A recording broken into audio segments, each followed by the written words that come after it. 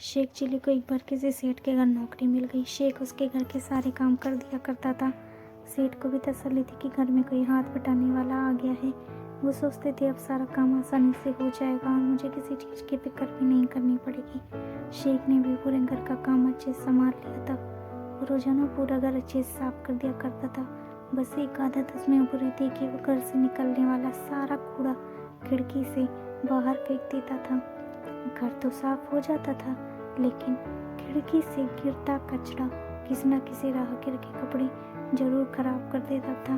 कुछ समय बाद आसपास के सब लोग शेख की इस हरकत से परेशान हो गए।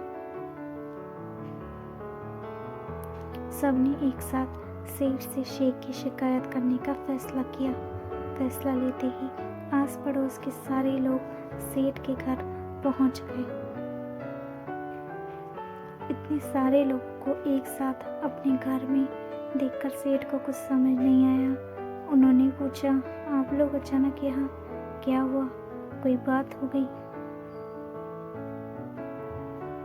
इसके बाद जवाब में लोगों ने रोज खिड़की से गिरने वाले कहे कूड़े की बात सेठ को बता दी। सेठ ने यह सुनते ही शेख को आवाज लगाते हुए अपने पास बुलाया। शेख के आते ही सेठ ने उससे कहा कि ये सब तुम्हारी शिकायत कर रहे हैं कि तुम ऊपर से लोगों के ऊपर कचरा फेंक देते हो। ऐसा दोबारा मत करना। शेख ने मासूमियत के साथ पूछा कि साहब, घर पर कचरा बाहर नहीं तो कहाँ फेंकूंगा? सेठ ने जवाब देते हुए कह दिया, तुम भले लोगों को देखकर कूड़ा फेंका करो, ऐसे ही फेंक दे दोगे तो लोगों को परेशानी होगी। शेख ने सिर हिलाते हुए कहा, ठीक है, आप जैसा कहते हैं मैं आगे से वैसा ही करूँगा। सेठ बोले, ठीक है, जाओ और दूसरे काम निपटा लो।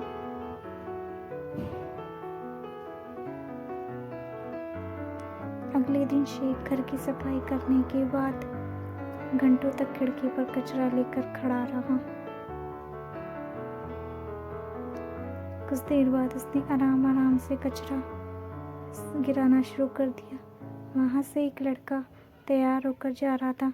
सारा कूड़ा उस पर गिर गया।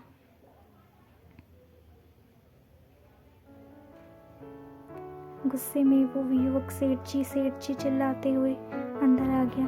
सेठ ने पूछा, क्या हुआ? इतने गुस्से में क्यों हो? आपके घर का कचरा शेख चिल्ली ने मेरे ऊपर डाल दिया है। मैं तैयार होकर कहीं जरूरी काम से जा रहा था, जवाब में उस लड़के ने कहा। सेठ ने गुस्से में शेख को बुलाया और कहा कि तुझे मैंने कल ही समझाया था, लेकिन दोबारा तूने कहा कूड़ों पर लोगों पर डाल दिया। शेख ने जवाब में कहा, साहब, आपने ही तो कहा था कि भले व्यक्ति को देखकर ही आराम से कूड़ा फेंकना। मैंने वैसा ही किया है। मैं खिड़की के पास कूड़ा लेकर काफी देर तक भले आदमी का इंतजार करता रहा। मुझे ये भले इंसान लगे तो मैंने आराम आराम से इन पर कूड़ा डाल दिया। शेख चिल्ली की नासमझी पर हंसते हुए वो लड़का सेठ के घर से चला गया और सेठ अपना सर पकड़कर बैठ गए। इस कहानी से हमें यह सीख मिलती है कि बोली गई बातों के सिर्फ शब्द नहीं पकड़ने चाहिए, बल्कि भाव को भी समझना चाहिए। तभी किसी बात को ठीक तरह से समझा जा सकता है, वरना गलती होना तय है। दोस्तों, अगर आपको ये कहानी अच्छी लगी तो चैनल को लाइक और सब्सक्राइब कीजिएगा, ताकि आपको इसी तरह की और स्टोरी टाइम टू टाइम मिलती रहे। And thank you so much for watching. Thank you once again.